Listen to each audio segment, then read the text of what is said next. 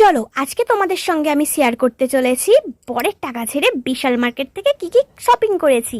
তো প্রথমেই নিয়েছিলাম একটা ব্ল্যাক কালারের টি শার্ট, আর এটা না খুব সফট ছিল, আর এটার দাম মাত্র ছিল 119।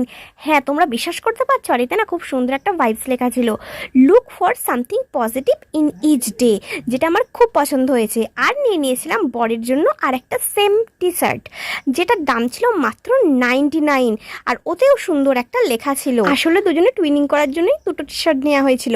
আর নিয়েছিলাম এই প্যান্টটা, যেটার দাম পড়েছিল মাত্র 99।